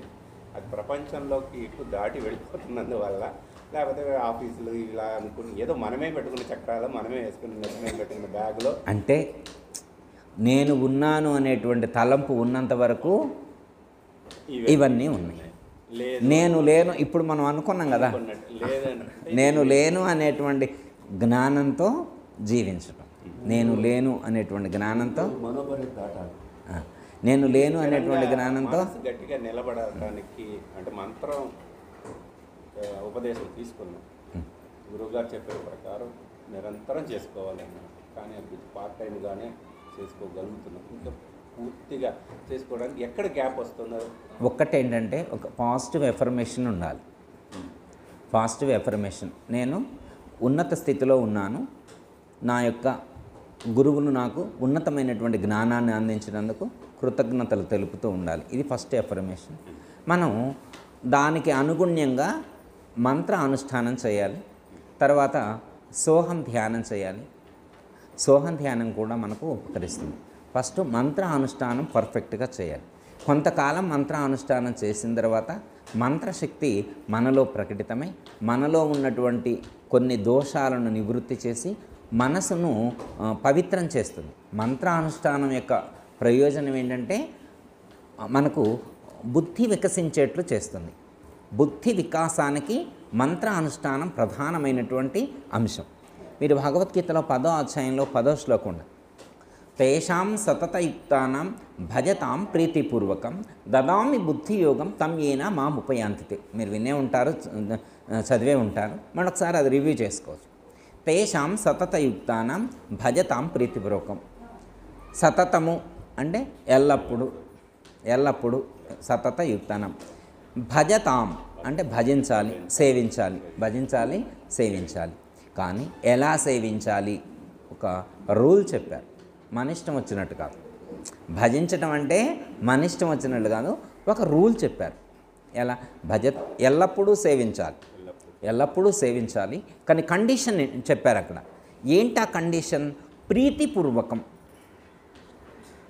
భజతాం ప్రీతిపూర్వకం, ఇష్టంతో చేయాలి. ఎంతసేపు ఇష్టంతో చేయగలుగుతాం? మీరు మంత్ర అనుష్ఠానాన్ని కూర్చున్నారనుకోయ్యా, మాల పట్టుకుంటారు. ఒక మాల ఓకే, 2 మాలలు ఓకే, 3 మాలలు ఓకే, 4వ మాల మొదలు పెట్టేసరికి టైం అవుతుంటుంది. ఇంట్లో నుంచి అలారం మోగుద్ది, ఫోన్లో అలారం మోగుద్ది, 4వ మాల సగం అయింది. అప్పుడు మీరేం చేస్తారు? స్పీడ్ పెంచుతారు. అంటే తప్పని కాదు, ఉన్న పరిస్థితిని బట్టి స్పీడ్ చేసి ఇప్పుడు 4 మాలలు కంప్లీట్ అయితే వెళ్ళాలనే నియమం పెట్టుకున్నాం అనుకోండి, ఇక స్పీడ్ పెంచుతాం అన్నమాట. ముందు తెగొట్టాలి. ఎందుకంటే అది సగం చదివి 54 పూసల కాడ ఆగితే మనసు ఇష్టపట్టలేదు. ఇంకో మిగతా 54 స్పీడ్ పెట్టైనా కానీ పూర్తి చేసి వెళ్ళాలి కదా. అయితే ఇక్కడ చెప్పింది ఏంటంటే, మీరు కానీ నేను కానీ ఎవరైనా కానీ ఆ చదివేది ఏదైతే ఉన్నదో మంత్ర అనుష్ఠానం కానీ లేకపోతే మంత్ర స్మరణ కానీ మంత్ర జపం కానీ ఏదైనా చేసేప్పుడు ప్రీతిపూర్వకంగా చెయ్యండి, ఇష్టంతో చెయ్యండి, హడావుడిగా చేయొద్దు, ఉరుకుల పరుగులతో చేయొద్దు. ఎంతసేపు చేసామన్నది మనకున్న సమయంలోనే పర్ఫెక్ట్గా పెర్ఫామ్ చేయాలి, పర్ఫెక్ట్గా ప్రజెంట్ చేయాలి. స్పీడ్గా పరిగెత్తుతూ మనం చేయొద్దు. అంకె పెరగాలని అనుకోవద్దు. ఇన్ టైంలో ఉన్న టైంలోనే మనం పర్ఫెక్ట్గా చేసేంతవరకు పర్ఫెక్ట్గా చేసేటువంటి ప్రయత్నం మనం చేయాలి. ఇది ఒకటి. అప్పుడు ఇలా చేస్తే ఏమవుతుంది? భజతాం ప్రీతిపూర్వకంగా నిరంతరం భజిస్తే ఏమిటి ప్రయోజనం? దదామి బుద్ధియోగం, నీకు మంచి బుద్ధినిస్తాను అన్నారు. ఏమిస్తారు పరమాత్మ? ఇంత చేస్తే ప్రీతిపూర్వకంగా భజిస్తే ఏమిస్తారంట? బుద్ధినిస్తాను అన్నారు. దదామి బుద్ధియోగం. ఈ శ్లోకం చదివి చెబితే మేమన్నా తెక్కలోనమా? మాకు ఆ మాత్రం బుద్ధి లేదా? నాకు ఆ మాత్రం బుద్ధి లేను, మళ్ళీ మాకంట బుద్ధి లేదంట, మేమంట బుద్ధి లేని వాళ్ళమంట. భగవద్గీతలో రాశారంట. మేము మంత్రం చదివితే బుద్ధిమంతులు అవుతారండి. మేము ఐఏఎస్లు ఐపీఎస్లు ఈ మాట అంటే ఒప్పుకుంటారమ్మా? ఇప్పుడు నాలాంటి చదువు తక్కువ వాళ్ళు అంటే ఏమోలే ఎక్కువ చదువు ఉండాలి, బుద్ధిమంతులకు ఎక్కువ చదువు ఉంటుందేమో అని అనుకుంటాం. మరి మామూలు వాళ్ళే అని అనుకుంటారు. మరి ఒక ఐఏఎస్ని తీసుకొచ్చి ఇది చదివించింది మనకో వాళ్ళు యాక్సెప్ట్, ఒక ఎంబీఏ ఒక సీఏ చేసినటువంటి వాళ్ళని చూస్తే దీన్ని యాక్సెప్ట్ చేయరన్నమాట. ఎందుకు? వాళ్ళు ఆల్రెడీ ఫిక్స్ అయి ఉన్నారు మేము బుద్ధిమంతులమని. హయ్యెస్ట్ నాలెడ్జ్ ఉన్నటువంటి పర్సన్స్గా వాళ్ళు క్రియేట్ అవుతూ ఉన్నటువంటి సందర్భంలో బుద్ధిమంతులు ఇలా చదవాలి అంటే వాళ్ళు యాక్సెప్ట్ చేయరు. కానీ పరమాత్మ చెప్పినటువంటి బుద్ధి, పరమాత్మ చెప్పినటువంటి జ్ఞానం లౌకికమైనటువంటి జ్ఞానం గురించి కాదు. పరమాత్మ చెప్పినటువంటి జ్ఞానం ఏంటంటే పరమాత్మ సంబంధమైనటువంటి జ్ఞానాన్ని గుర్తించే బుద్ధిని ప్రసాదిస్తాను అని చెప్పారు. అత్యంత సూక్ష్మమైనటువంటి ఆత్మతత్వాన్ని, అత్యంత సూక్ష్మమైనటువంటి పరమాత్మతత్వాన్ని, ఆ యొక్క పరబ్రహ్మతత్వాన్ని గుర్తెరిగేటువంటి జ్ఞానాన్ని, ఆ బుద్ధి బలాన్ని నీకిస్తాను అని చెప్పారు. ఇప్పుడు మనకు కావాల్సింది ఎలాంటి జ్ఞానం? పరమాత్మ సంబంధమైనటువంటి జ్ఞానాన్ని పొందేటువంటి ప్రయత్నం మనం చేయాలి. అయితే ఏంటంటే మనకు బుద్ధి వికసించినప్పుడు, పరమాత్మ సంబంధమైనటువంటి జ్ఞానానుభూతి మనకు కలిగినప్పుడు, ఆ జ్ఞానానుభూతి మనకు కలిగినప్పుడు ప్రతి పనిలో కూడా పరమాత్మనే మనం దర్శించగలుగుతాం. ప్రతి పనిలో పరబ్రహ్మాన్ని మనం దర్శించగలుగుతాం. గ్యాప్ అనేటువంటిది ఉండదు, వెలితి అనేటువంటిది ఉండదు. మనం ప్రతి సందర్భంలో కూడా మనకు పరమాత్మ పరబ్రహ్మమే మనకి గుర్తొస్తారు. ప్రతి క్షణం నిల్చున్న కూర్చున్న ప్రతి పదార్థంలో ప్రతి వస్తువులో కూడా మనకు పరమాత్మే కనిపిస్తూ ఉంటారు. ఇక అప్పుడు మీరు పరమాత్మకు వేరుగా ఉండరు. ఆ గ్యాప్ అనేటువంటిది మీకు ఉండదు. ఫుల్ఫ్లెడ్జ్గా ఫుల్ఫిల్ అయిపోతుంది. అంటే ప్రతి సందర్భంలో కూడా పరమాత్మను చూసేటువంటి జ్ఞానం మనకు వృద్ధి చెందుతుంది. అప్పుడు అలాంటి జ్ఞానం వృద్ధి చెందినప్పుడు మనం ఒక చోట కూర్చొని ధ్యానం చేయాల్సినటువంటి అవసరం లేదు. ఆ పరిధి దాటిపోతాం. ఆ కొటేషన్ మీరు చూసే ఉంటారు. మన తర్వాత కూడా ఒకసారి చూడండి. ఏమీ తెలియనటువంటి వాళ్ళు అన్ని పనులు ఆపుకొని మెడిటేషన్ చేస్తారు. కానీ అన్నీ తెలిసినటువంటి వారు, జ్ఞానం తెలిసినటువంటి వాళ్ళు ఇలా చేస్తారన్నమాట. ప్రతి పనిలో పరమాత్మనే చూడగలుగుతారు. ప్రతి పదార్థంలో పరమాత్మనే చూడగలుగుతారు. సపోజ్ ఉదాహరణకి ఈ కుర్చీలో పరమాత్మ ఉన్నాడని మీకు దృఢమైందనుకోండి, ఆ స్టూల్లో పరమాత్మ ఉన్నాడని మీకు దృఢమైందనుకోండి, ఈ క్లాత్లో పరమాత్మ ఉన్నాడని మీకు దృఢమైందనుకోండి, ఈ ఫ్యాన్లో పరమాత్మ ఉన్నాడని మీకు దృఢమైందనుకోండి, ప్రతి పదార్థంలో మీకు పరమాత్మే కనిపిస్తూ ఉన్నాడనుకోండి, ప్రతి పదార్థంలో మీకు పరమాత్మ కనిపిస్తూ ఉన్నాను. మళ్ళీ మీరు తిరుపతి వెళ్ళాలని అనుకుంటారా? అర్థమైంది? మీకు ప్రతి పదార్థంలో రాముడు కనిపిస్తే, ప్రతి వస్తువులో రాముడు కనిపిస్తే మళ్ళీ రాముడిని చూడటం కోసం భద్రాచలం వెళ్ళాలని మీరు అనుకోరు. అంతా రామమయం, ఈ జగమంతా రామమయం. అంటే మనకి రామదాస్కి డిఫరెన్స్ ఏంటి? శ్రీరామదాస్కి మనకు డిఫరెన్స్ ఏంటి? మనకు స్టూల్ అలాగనే కనపడుతుంది. కానీ శ్రీరామదాస్కి శ్రీరామచంద్ర స్వరూపంగా కనిపిస్తుంది. మనకి ఫ్యాన్ అలానే కనిపిస్తుంది. మరి వారికి శ్రీరామచంద్రుడే కనిపిస్తున్నాడు. మనకి చాప అలాగనే కనిపిస్తుంది. ఆయనకి శ్రీరామదాస్ వారికి చాపలో శ్రీరామచంద్రమూర్తి కనిపిస్తున్నాడు. అందుకే అంతా రామమయం. కూర్చున్న నిల్చున్న తన చుట్టూ ఉన్నటువంటి ప్రతి పదార్థంలో, ప్రతి వస్తువులో, ప్రతి ప్రాణిలో అణువణువున రామతత్వాన్నే దర్శించగలుగుతున్నాడు. మరి ఎలా దర్శిస్తున్నాడు అంటే ముందు తనలో దర్శించాడు. ముందు ఎక్కడ దర్శించాలి? తనలో దర్శించాలి. ముందు తనలో దర్శించే తర్వాత సర్వంలో ఉన్నటువంటి దైవాన్ని దర్శించేటువంటి స్థితి స్థిరమవుతుంది. ముందు ఇక్కడ అనుభూతి చెందితే సర్వత్రా వ్యాపించి ఉన్నటువంటి తత్వాన్ని అనుభూతి చెందేటువంటి జ్ఞానం స్థిరమవుతుంది, దృఢమవుతుంది. అప్పుడు సర్వాత్మ అనుభూతి కలుగుతుంది. సమస్త ప్రాణులు చరాచర జగత్తునందంతటా ఆ యొక్క తత్వాన్ని అనుభూతి చెందేటువంటి స్థిరత్వం ఏర్పడుతుంది. ఆ స్థితి కుదురుతుంది. శంకరాచార్యుల వారు ఈ జగత్తు మిథ్యాలయం అన్నారు. బ్రహ్మసత్యం, జగన్మిథ్య, ఈ జగత్తు మిథ్యాలయం అన్నారు. అదే విషయాన్ని రామకృష్ణ పరమహంస ఏమన్నారంటే ఈ జగత్తు భగవన్ నిలయం అన్నారు. అంటే శంకరాచార్య వారు చెప్పింది తప్పు కాదు, కానీ ఆ ప్రజెంటేషన్ డిఫరెన్స్. ఆ ప్రజెంటేషన్ భగవన్ సర్వత్రా భగవంతుడే ప్రకటితమవుతున్నాడు, ఇదంతా భగవంతుడి యొక్క నిలయం అని చెప్పారు. ఓకే, ఇప్పుడు అర్థమైంది. ఇప్పుడు సర్వంలో దైవమే మీకు కనిపిస్తూ ఉన్నారనుకోండి, సర్వంలో దైవమే కనిపిస్తూ ఉన్నాడనుకోండి. ఇప్పుడు సర్వంలో దైవమే కనిపిస్తే ఇప్పుడు మీకు వెలితి ఎందుకు ఉంటుంది? అర్థమైందా? ఇప్పుడు నాది నీది భేదాభిప్రాయాలను అధిగమిస్తాం కదా. అర్థమైందా? మన యొక్క ఫోకస్ ఎక్కడుండాలి అంటే ముందు మనలో ఉన్నటువంటి తత్వాన్ని అనుభూతి చెందేటువంటి ప్రయత్నం చేయాలి. 2, ఇక్కడ దృఢమైతే సర్వంలో ఉన్న దైవాన్ని చూసేటువంటి తత్వం, దైవాన్ని చూసేటువంటి సామర్థ్యం పెరుగుతుంది. అప్పుడు మనం కూడా అంతా రామమయం, ఈ జగమంతా రామమయం అని అనగలుగుతాం. దీనికి సాంఖ్యం చెప్తారన్నమాట. సాంఖ్య విచారణ కపిల మహాముని సాంఖ్యంలో చెప్తారన్నమాట. అంటే సాంఖ్య విచారణ చెప్పినప్పుడు మొట్టమొదట ఒక పదార్థం ఉంది, ఏమిటది? బ్రహ్మము అన్నారు. దాంట్లో నుంచి ఆ బ్రహ్మమే అదే పంచదేవతలైంది, అదే పంచబీజాలైంది, అదే పంచశక్తులైంది, అదే పంచ తన్మాత్రకులైంది, అదే పంచభూతాలు అన్నీగా మారింది ఎవరు? ఆ మూలం ఒకటే పదార్థం.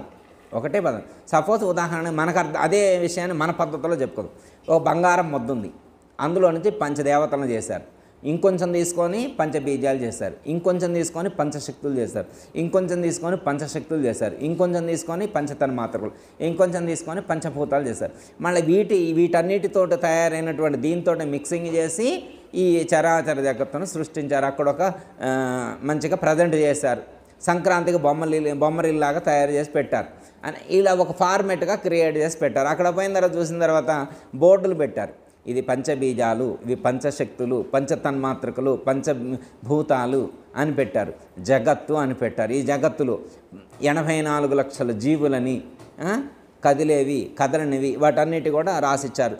ఇన్ని పర్వతాలు ఉన్నాయి, ఇన్ని నదులు ఉన్నాయి, ఇన్ని సముద్రాలు ఉన్నాయని రాసి పెట్టారు. ఇవన్నీ దేంతో తయారైనవి? ఒకే బంగారంతో. ఇప్పుడు వెళ్ళిన వాళ్ళందరూ కూడా ఒకళ్ళు నాకు నదులు నచ్చినాయి అని ఒకళ్ళు అంటారు, సప్త ఋషులు నచ్చారని ఒకళ్ళు అంటారు, త్రిమూర్తులు నచ్చారని ఒకళ్ళు అంటారు, త్రిమాతలు నచ్చారని ఒకళ్ళు అంటారు, సప్త సముద్రాలు నచ్చినాయి అని ఒకళ్ళు అంటారు, పర్వతాలు నచ్చినాయి అని ఒకళ్ళు అంటారు. ఎవరిష్టం వచ్చినట్లు వాళ్ళు ఆరాధిస్తున్నారు. పర్వతాలు నచ్చడం అంటే సింహాచలం, భద్రాచలం ఇవి మళ్ళీ అనుకున్నారు. పర్వతాలంటే పర్వతాలు కూడా దేవుళ్ళు అయ్యారు. ఇప్పుడు అరుణాచలం అని ఉందనుకోండి, అరుణాచలం కూడా దేవుడు అయింది. ఇప్పుడు అర్థమైంది. గిరి ప్రదక్షిణ మొదలుపెట్టారు. అరుణాచలం ఎందుకు వెళ్ళాలో అర్థం కావట్లా. అరుణాచలం వెళ్ళినటువంటి రమణ మహర్షి కదలకుండా కూర్చున్నాడు, ఆ కొండ మీద ఆయన కదలకుండా కూర్చున్నాడు. వెళ్ళిన వాళ్ళందరూ తిరుగుతున్నారు, ఆయన తిరగట్లా. తీరా మొత్తం తిరిగి కదలకుండా కూర్చున్న ఆయన దగ్గర పోయి గ్రేట్ అంటున్నారు. అంటే కదలకుండా కూర్చుంటే గ్రేట్ అవుతారు అనేటువంటి విషయాన్ని మర్చిపోయి, తిరిగితే కాదు తిరగకుండా కూర్చుంటే మహాత్ముడు అవుతాడు. అంటే తిరగటం అంటే అక్కడ కొండ చుట్టూ తిరగడం అని కాదు, ప్రపంచం చుట్టూ, సంసారం చుట్టూ తిరిగితే. మనం పుట్టిన కాడి నుంచి పరిగెత్తుతూనే ఉన్నాం కదా. ఎప్పుడైనా ఆగి చూసామా? పరిగెత్తే మనసును ఆపితే, పరిగెత్తే మనస్సును ఆపాలి. ఇక్కడ ఆపాల్సింది దేన్ని? మనసుని నిశ్చలం చేస్తే, మనస్సుని నిలకడ కలిగేట్లు చేస్తే తత్వం అనుభూతం అవుతుంది. మనం చేయాల్సింది మనసును నిగ్రహించగలగాలి. మనసును నిగ్రహించడం అని కూడా కాదు, మనసుకు తత్వజ్ఞానం కలిగించాలి, మనసుకి జ్ఞానాన్ని కలిగించాలి. మనసుకు జ్ఞానం కలిగించుదామంటే మనసు కదిలేటువంటిది. ఇప్పుడు ఇక్కడ కాంట్రవర్సీ ఉందన్నమాట. ఇప్పుడు కదలకుండా ఉండేదానికి చెప్పడం పెద్ద తేలిక, కదలకుండా ఉండేదానికి బోధ చేయడం చాలా తేలిక. ఇది కదిలేటువంటిది. చంచలం హి మనః కృష్ణ ప్రమాది బలవద్ధుడం అన్నారు. ఇది క్షణం కూడా ఆగేటువంటిది కాదు, చంచలమై ఉన్నటువంటిది. ఇది వాయోరివ మింభస్యన్ అంటే అరిచేతిలో గాలిని బంధించడం ఎంత కష్టమో మనసును నిగ్రహించడం కూడా అంతే కష్టంగా ఉంది. ఎందుకు అంటే అది ఒక జడ పదార్థం కాదు. ఇప్పుడు సపోజు మీ చెయ్యి కదులుతుంది అనుకోండి, తాడు పెట్టి కడితే అదే ఆగిద్ది. చెయ్యి కదులుతుంటే తాడు పెట్టి కదిలితే ఆగుద్ది, కాలు కదులుతుంది అనుకోండి తాడు పెట్టి కదిలితే కట్టేస్తే ఆగుద్ది. ఇప్పుడు కాళ్ళు చేతులు కట్టి ఇక్కడ ఉంచాను అనుకోండి, మనసును ఆపగలమా? ఇప్పుడు పోలీస్ డిపార్ట్మెంట్ వాళ్ళు ఏం చేయగలుగుతారు? ఒక మనిషి యొక్క శరీరాన్ని బంధించగలుగుతారు, కానీ వాడి మనసును బంధించగలుగుతారా? అది ఎవరి వల్ల అయిద్దా? అర్థమైందా? దానికి భగవద్గీతలో శ్రీకృష్ణ పరమాత్మ సూచింది అభ్యాస వైరాగ్యేణ. అభ్యాస అంటే అది ఒకేసారి సాధ్యమయ్యేటువంటిది కాదు. అభ్యాసం అభ్యాసం కూసు విద్య అన్నారు. అది సాధన చేయంగా మనకు ఆ వైరాగ్యం కలుగుతుంది, జ్ఞానం కలుగుతుంది. ఎప్పుడైనా కానీ వైరాగ్యం అనేటువంటిది జ్ఞానముతో కూడిన వైరాగ్యం మాత్రమే మనల్ని ఆధ్యాత్మిక మార్గంలో నిలిపి ఉంచుతుంది. ఎలాంటి వైరాగ్యం కావాలి? జ్ఞానముతో కూడిన వైరాగ్యం కావాలి. మనకి సాధన చతుష్టయ సంపత్తి చెప్పినప్పుడు నిత్యానిత్య వస్తు వివేకము అని చెప్తారు. ఫస్ట్ వివేకం ఉండాలి అన్నారు. ఎలాంటి వివేకము? ఏది నిత్యము ఏది అనిత్యము ఒక జ్ఞానం కలిగింది. అంటే అనిత్యమైనదని తెలుసుకున్నాం, నిత్యమైన దాన్ని తెలుసుకున్నాం. ఇప్పుడు ఈ శరీరం ఉందనుకోండి, ఇక్కడే రెండు ఉన్నాయి. ఒకటి అనిత్యమైన శరీరం ఉంది, నిత్యమైనటువంటి ఆత్మ ఇందులో ఉంది. ఓకే, ఇక్కడే ఉంది కదా. ఈ ప్రపంచం మొత్తం కూడా అలాగే ఉంది, అనిత్యమైనది ఉంది, నిత్యమైనది. అయితే మనకు కలగాల్సిన వివేకం ఏంటంటే ఏది అనిత్యమో ఏది నిత్యమో వేరు చేసుకోవాలి. దీనికే భగవద్గీతలో 13వ అధ్యాయం చెప్తారు. మీరు విన్నారు ఎప్పుడైనా 13వ అధ్యాయం పేరు? క్షేత్రజ్ఞ విభాగ యోగం విన్నారమ్మా? 12వ అధ్యాయం తర్వాత 12వ అధ్యాయం పేరు భక్తి యోగం, 13వ అధ్యాయం పేరు క్షేత్రజ్ఞ విభాగ యోగం. భక్తి యోగం అంటే భక్తి పూర్తయితే జ్ఞానం స్థిరమైద్దని సంకేతం అన్నమాట. అర్థమైందా? కర్మషట్కం, భక్తి షట్కం, జ్ఞాన షట్కం. అంటే భక్తి షట్కం అయిపోయాక జ్ఞాన షట్కం ప్రవేశించే ముందు ఈ అధ్యాయం చెప్తారనమాట. ఆ అధ్యాయం కాన్సెప్ట్ ఏంటంటే క్షేత్రజ్ఞ విభాగం. క్షేత్రమును క్షేత్రజ్ఞుణ్ణి డివైడ్ చేసి చూడాలి, వేరు చేయాలి. క్షేత్రాన్ని క్షేత్రజ్ఞుణ్ణి విభాగం చేసి చూసి ఏది క్షేత్రము ఏది క్షేత్రజ్ఞుడో నువ్వు పట్టుకోవాలి. అదే ఇప్పుడు అదే నిత్య అనిత్య వివేకం, అదే అంశం. నిత్య అనిత్య వివేకం, శాశ్వత అశాశ్వతం, సత్య అసత్యాలు అవి తెలుసుకోవాలన్నమాట. ఇప్పుడు దానికి అర్థం కావడానికి క్షేత్రజ్ఞుడు. ఇప్పుడు క్షేత్రం ఎక్కడుంది, క్షేత్రజ్ఞుడు ఎక్కడున్నారు? క్షేత్రం ఏ ఊర్లో ఉంది, క్షేత్రజ్ఞుడు ఎక్కడున్నారు? క్షేత్రం ఇక్కడుంది, క్షేత్రం ఇక్కడుంది. క్షేత్రజ్ఞుడు ఏ ఊరిలో ఉన్నారు? ఇందులోనే ఉన్నాడా? క్షేత్రము ఇక్కడే ఉంది, క్షేత్రజ్ఞుడు కూడా ఇందులో. మరి ఓకే, అయితే క్షేత్రాన్ని ఇక్కడ ఉంచండి, క్షేత్రజ్ఞుడిని ఇక్కడ కూర్చోబెట్టండి. విభాగం చేయమన్నారుగా భగవద్గీతలో శ్రీకృష్ణ పరమాత్మ. క్షేత్రాన్ని ఇక్కడే ఉంచండి, క్షేత్రజ్ఞుడిని ఇక్కడ పెట్టండి. ఒక ఫోటో తీసుకుంటాం, మేము ఎలా ఉన్నాడో చూస్తాం. ఏకే గారు ఒకసారి చూడాలనుకుంటున్నా. అమ్మ, క్షేత్రాన్ని ఇక్కడ నుంచి క్షేత్రజ్ఞుడిని వేరు చేయడం కుదురుద్దా? మరి వేరు చేయడం కుదరకపోతే మరి వేరు చేయమని ఎందుకు చెప్పారు భగవద్గీతలో పరమాత్మ? అంటే వేరు చేసే ప్రొసీజర్ తెలియాలి. వేరు చేసేందుకు ప్రొసీజర్ ఒకటి ఉంది, వేరు చేసేందుకు ప్రొసీజర్ ఒకటి ఉంది. ఆ జ్ఞానం దృఢమైతే, ఆ వేరు చేసే టెక్నిక్ తెలిస్తే, వేరు చేసే టెక్నిక్ తెలిస్తే అది ఎవరికి తెలుస్తుంది? భక్తిలో దృఢమైనటువంటి వాళ్ళకి. భక్త్యా త్వనన్యేయ శక్య అహమేమం విదోర్చున జ్ఞాతం ద్రష్టుంచ తత్వేన ప్రవేశించ పరంతపః అని చెప్పారు. అనన్యమైనటువంటి భక్తి కలిగిన, భక్తిలో పరాకాష్ఠకు చేరుకున్నటువంటి వాళ్ళకు మాత్రమే ఈ జ్ఞానం దృఢమవుతుంది అని చెప్పారు. ఇది సామాన్యులకు చెప్తే అర్థం చేసుకునేటువంటిది కాదు. ఈ జ్ఞానం దృఢం కావాలి అంటే భక్తిలో అనన్య భక్తి కలిగి ఉండాలి. అన్యభక్తి కాదు, కాసేపు వెంకటేశ్వర స్వామి మీద, కాసేపు శివుడి మీద, కాసేపు సింహాచలం మీద, ఇట్లా మన భక్తి డివైడ్గా డిఫరెంట్గా ఉంటే ఆ తత్వాన్ని మనం పట్టుకోలేము. అందుకే పరమాత్మ ఒక ఫండమెంటల్ చెప్పారు, అనన్య భక్తి ఉండాలి. ముందు భక్తి యొక్క పరాకాష్ఠ మనకు దృఢమైతే, ఆ భక్తిలో స్థిరత్వం ఏర్పడితే జ్ఞానం బోధపడుతుంది. జ్ఞానం అంటే ఏంటి? ఇప్పుడు భగవద్గీతలో శ్రీకృష్ణ పరమాత్మ తెలుసుకోమని చెప్పిన జ్ఞానం తెలుసుకోవడానికి ఏ ఊరు వెళ్ళాలి మనం? ఇప్పుడు మనం ఏమన్నా ఇది తెలుసుకోవడానికి ద్వారకా వెళ్ళాలా, మధుర వెళ్ళాలా, బృందావనం వెళ్ళాలా? అక్కడికి వెళితే తెలుస్తుంది ఆ జ్ఞానం. ఇప్పుడు వారు చెప్పిన భగవద్గీతలో శ్రీకృష్ణ పరమాత్మ చెప్పినటువంటి క్షేత్రజ్ఞ విభాగ యోగానికి సంబంధించిన జ్ఞానం తెలుసుకోవడానికి బృందావనం వెళ్దామా? బృందావనం వెళ్తే తెలుస్తుందా? ఆ జ్ఞానం తెలుసుకోవడానికి ఎక్కడ వెళ్ళక్కల. ఎందుకంటే ఆ ప్రయోగశాల ఇక్కడే ఉంది. దీనికోసం మళ్ళీ మనం అక్కడికి వెళ్ళాల్సిన అవసరం లేదు. మనం తెలుసుకోవాల్సిన జ్ఞానం తెలుసుకోవాల్సినటువంటి ఇన్స్ట్రుమెంట్ ఇక్కడే పెట్టారు, తెలుసుకునే వస్తువును కూడా ఇక్కడే పెట్టారు. ప్రయోగశాల ఇక్కడే ఉంది, ప్రయోగం చేసేవాడు ఇందులోనే ఉన్నాడు. ఈ రెండు ఒకే చోట ఉన్నాయి. అంతేగయ్యా. జ్ఞాత, జ్ఞానము, జ్ఞేయము మూడు వేరు కాదు, త్రిపుటి ఐక్యం కావాలి. జ్ఞాత వేరే, జ్ఞానం వేరే, జ్ఞేయము వేరే అనుకుంటున్నాం. త్రిపుటి ఐక్యం కావాలా. జ్ఞాతనగు నేను నా జ్ఞానము చేత నా జ్ఞేయ స్వరూపమును తెలుసుకుంటున్నాను. నువ్వు నీకంటే వేరైన వస్తువును కాదు కాదు జ్ఞేయ స్వరూపాన్ని తెలుసుకోవాలి. ఎవరు తెలుసుకోవాలా? జ్ఞాత. మరి జ్ఞాత ఏ జ్ఞానంతో తెలుసుకోవాలి? నా జ్ఞానము చేతనే. దీనికి మళ్ళీ వేరే జ్ఞానం పనిచేయదు. దీన్ని తెలుసుకోవడానికి వేరే జ్ఞానం పనిచేయదు. జ్ఞాతనగు నేను నా జ్ఞానము చేత నా జ్ఞేయ వస్తువును దర్శించాలి. జ్ఞానముతో క్షేత్రమును క్షేత్రజ్ఞుణ్ణి వేరు చేయాలి.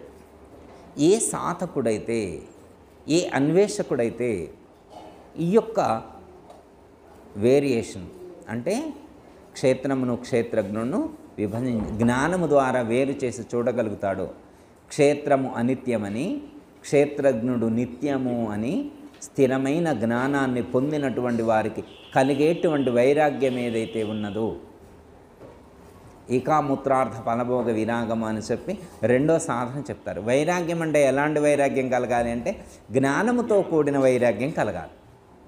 జ్ఞానముతో కూడిన వైరాగ్యం కలగాలి. ఓకే, ఇప్పుడు జ్ఞానముతో కూడిన వైరాగ్యం మనకు కలిగింది. ఏం కలిగింది?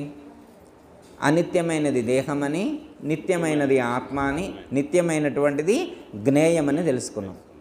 ఓకే, దేహి దేహము, దేహి దేహము, దేహము అసత్యమని, దేహి సత్యము అని తెలుసుకున్నాం. ఇప్పుడు సత్యమైన దానికి ప్రాధాన్యత ఇద్దామా, అసత్యమైన దానికి ప్రాధాన్యత ఇద్దామా? సత్యమైనటువంటి దానికి. ఇప్పుడు దేనికోసం ఎంత టైం స్పెండ్ చేద్దాం? పోనీ టైం స్పెండ్ చేయాలనుకోండి.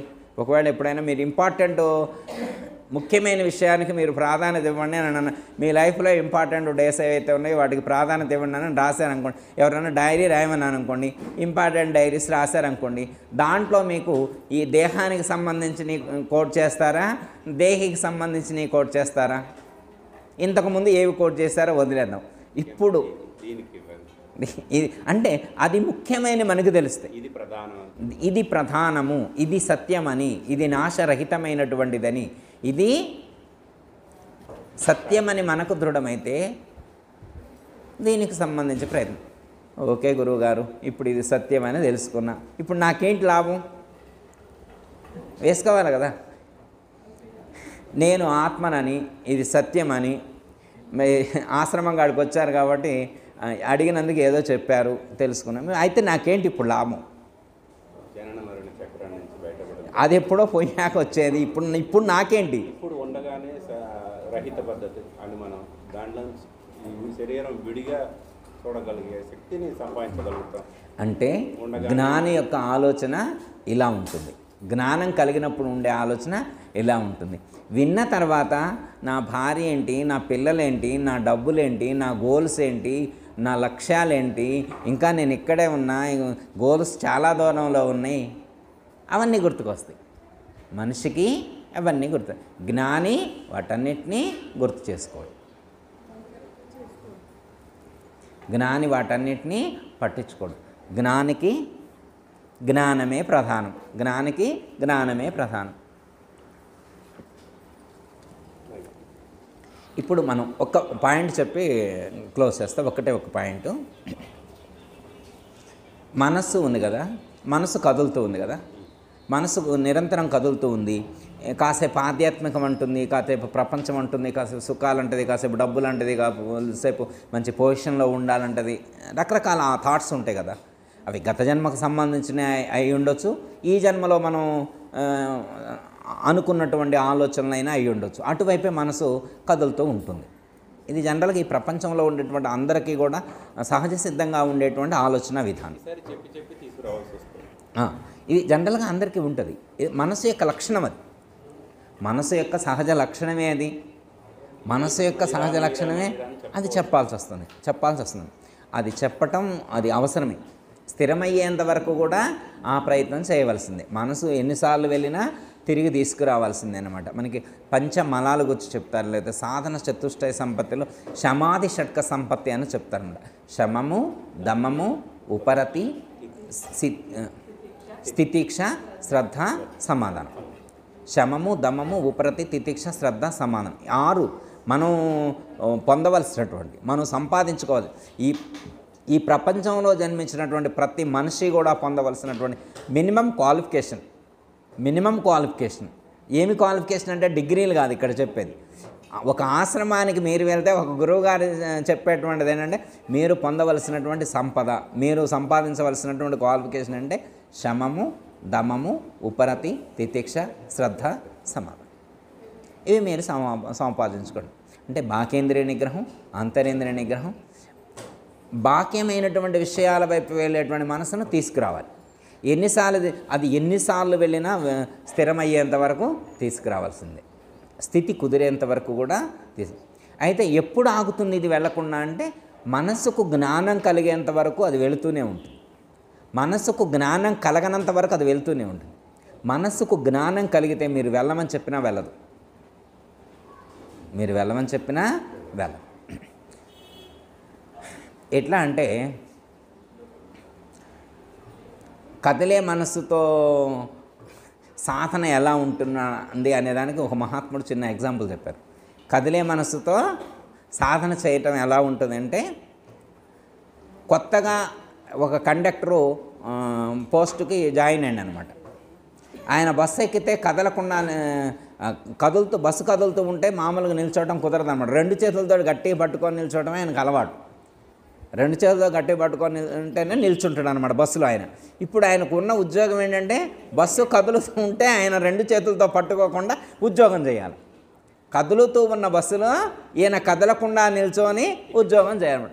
అలాంటి ఉద్యోగం పొజిషన్ ఇప్పుడు ఆయన ఎలాంటి పొజిషను, అలాంటి పొజిషన్లో ఉన్నాడు. ఇప్పుడు అలాంటి ఉద్యోగం చేయాలంటే కుదురుద్దా? ఇప్పుడు ఆయన టిక్కెట్లు కొట్టాలంటే ఇప్పుడు డ్రైవర్ తోటి చెప్తుండవు కాసేపు పాపు నేను టిక్కెట్లు కొట్టాలండి. ఇప్పుడు ఆయన సికింద్రాబాద్లో ఎక్కిండు. ఈ కేపీహెచ్పి రావాలంటే జనరల్గా మామూలుగా బస్సు అయితే 1 గంటలో వచ్చేది అనుకో. ఇలాంటి కండక్టర్ ఉన్న బస్సు రావాలంటే ఉదయం 9ంటికి ఎక్కితే మధ్యాహ్నం 3 అవుతుంది. ఎందుకంటే మనిషి ఎక్కంలోనే బస్సు ఆపి టిక్కెట్ కొట్టి మళ్ళీ మూవ్ చేయడం. ఇక ఆ బస్సులో ఎవరు ఎక్కుతారు చెప్పండి? మన ప్రయాణం కూడా అలాగే ఉందన్నమాట. అర్థమైందా? కదిలే బస్సులో కొత్తగా ఎక్కినటువంటి కండక్టర్ ఉద్యోగం చేయడం ఎలా ఉందో కదిలే మనసుని కంట్రోల్ చేయడం కూడా అలాగే ఉంది.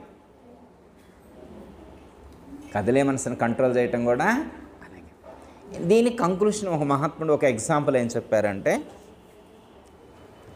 మనసు కదులుతూ ఉంది కదా, మనసు కదిలి ఎక్కడికైతే వెళ్తుందో అది ఎక్కడికి వెళ్ళినా కానీ అక్కడ దైవాన్ని దర్శింపజేయి, నో ప్రాబ్లం. మనం నిలిపి ఉంచాల్సింది ఎక్కడ? మనసుని దైవమునందు నిలిపి ఉంచాలి. సపోజ్ మీరు పూజా రూమ్లో కూర్చున్నారు, వెంటనే మనసు మీ ఫ్రెండ్ దగ్గరికి వెళ్ళింది. అప్పుడు మీరేం చేయాలి? మీ ఫ్రెండ్లో ఉన్న దైవాన్ని దర్శింపచేయాలి. గోల్డ్ షాప్కి వెళ్ళింది, గోల్డ్లో కూడా దైవాన్ని దర్శింపచేయాలి. చుట్టాల దగ్గరికి వెళ్ళింది, చుట్టాల్లో దైవాన్ని. ఆఫీస్కి వెళ్ళింది, ఆఫీస్లో దైవాన్ని. అది ఎక్కడికైనా వెళ్ళి మనకి సంబంధం లేదు, దైవాన్ని దర్శింపజేస్తున్నాం. మనసు ఎక్కడెక్కడికైతే వెళ్తుందో ఆ వెళ్ళిన ప్రతి చోట, ఎందుకంటే ముందు థియరీ పార్ట్ చాలా ఉంది కదా నేర్చుకున్న థియరీ పార్ట్ని ఇక్కడ అప్లై చేస్తాయి. నేర్చుకున్నటువంటి థియరీ పార్ట్ని మనసు ఎక్కడికి వెళితే అక్కడ దైవాన్ని దర్శింపజేసినాం అనుకోండి, మీకు దైవమే ప్రకటితం అవుతుండే, మీకేం ప్రాబ్లం? ఇంకా ఇప్పుడు అది ఎక్కడికి వెళ్తే మీకేంటి? ఓకే, సపోజ్ మీ అత్తగారింటికి వెళ్ళింది అనుకోండి, అక్కడ మీ అత్తగారిలో దైవాన్ని చూడండి. మీ నాన్నగారి దగ్గరికి వెళ్ళింది, అక్కడ దైవాన్నే చూడండి. ఆఫీస్కి వెళ్ళింది, దైవాన్నే చూడండి. మీ మనసు ఎక్కడికి వెళితే అక్కడ దైవాన్ని దర్శింపజేస్తే ఇప్పుడు మీరు ఎక్కడుంటే మీకేం ప్రాబ్లం? మీ మనసు ఎక్కడుంటే మీకేం ప్రాబ్లం? అయ్యా అంటే ఇది ఒక పద్ధతి. ఇది ఒక అంటే మనసు ఎక్కడికైతే వెళుతుందో అక్కడ దైవాన్ని దర్శింప చేయటం అనేటువంటిది ఒక పద్ధతి. ఇందాక చెప్పుకున్నట్లుగా అభ్యాస వైరాగ్యముల ద్వారా ఆ యొక్క ప్రయత్నం చేసి అభ్యాసం చేయంగా జ్ఞానం అనేటువంటిది దృఢమవుతుంది. ఎప్పుడైతే మనసు నిర్మలత్వం కలిగేట్లు చేసుకుంటే, మనసు శుద్ధ అవుతుందో, మనసులో ఉన్నటువంటి మలినాలన్నీ తొలగిపోయి మనసు శుద్ధ అవుతుందో, ఆ మనసులో ఆ యొక్క పరమాత్మ యొక్క స్వరూపం మీకు ప్రకటితమవుతుంది. అర్థమైనా? మనసు నిశ్చలంగా ఉండేటువంటి ప్రయత్నం చేయాలి. మనసు నిశ్చలంగా ఉండటానికి మొట్టమొదటి సాధన మంత్రానుష్ఠానం, రెండోది ధ్యానం. మీరు మంత్రానుష్ఠానం కొంతకాలం చేసిన తర్వాత మనసు యొక్క వేగం తగ్గుతుంది. తర్వాత మెడిటేషన్ చేసినట్టయితే మనకు ఉన్న పద్ధతుల్లో మా గురువు గారు సోహం ధ్యానం చెప్పారు. ఆ సోహం అజప గాయత్రి మంత్ర అనుష్ఠానమైనటువంటి సోహం ధ్యానం మనం చేసినట్లయితే మనసు స్థిరత్వం పొందుతుంది. మనసు స్థిరత్వాన్ని మన మనస్సుని ఎప్పుడైతే స్థిరత్వాన్ని పొందేట్టు చేస్తామో ఆ యొక్క జ్ఞానం దృఢమవుతుంది. మనసు నిశ్చలంగా ఉన్నప్పుడు ఆ యొక్క జ్ఞానం అనేటువంటిది దృఢం. ఎందుకు అంటే మనస్సుకి ప్రాణానికి అవినాభావ సంబంధం ఉంది. అర్థమైందా? ధ్యానం చేసినప్పుడు ప్రాణం యొక్క వేగం తగ్గుతుంది. ప్రాణం యొక్క ఉచ్ఛ్వాస నిశ్వాసల యొక్క వేగం తగ్గినప్పుడు మనసు యొక్క వేగం కూడా తగ్గుతుంది. మనసు కూడా నిశ్చలత్వాన్ని పొందేటువంటి అవకాశం ఏర్పడుతుంది. మనసు నిశ్చలత్వాన్ని పొందినప్పుడు ఆ తత్వానుభూతి అనేటువంటిది కలుగుతుంది. ఎప్పుడైతే తత్వానుభూతి కలుగుతుందో మనం మనసుని అటువైపు ఉన్నటువంటి మనసును ఇటువైపు డైవర్ట్ చేసేటువంటి అవకాశం ఉంటుంది. అప్పుడు మనకు ఈ జ్ఞానం కూడా అనుభూతికి అందేటువంటి అవకాశం ఏర్పడుతుంది. అప్పుడు మీ మనసు డిస్టర్బ్ అయినట్టు అనిపించదు. ఆ వెలితి కానీ ఆ గ్యాప్ కానీ మిగిలి ఉండదు. జయతల సద్గురు ప్రభు మహారాజ్ అందరికీ జయ గురు. మరిన్ని ఆధ్యాత్మిక రహస్యాల కోసం అచల బోధ, ఆత్మబోధ, భగవద్గీత, అలాగే పండుగల్లో దాగిన అర్థాలు, అంతరార్థాల కోసం మరియు యోగము, ధ్యానము మొదలైన అనేక ఆధ్యాత్మిక తెలుగు ప్రవచనాల కోసం క్రింద ఉన్నటువంటి రెడ్ కలర్ సబ్స్క్రైబ్ బటన్ను క్లిక్ చేయండి. అలాగే ప్రక్కనే ఉన్నటువంటి గంట సింబల్ను నొక్కండి. అలాగే ఈ వీడియో మీకు నచ్చినట్లయితే లైక్ చేయండి మరియు షేర్ చేయండి. జై గురు.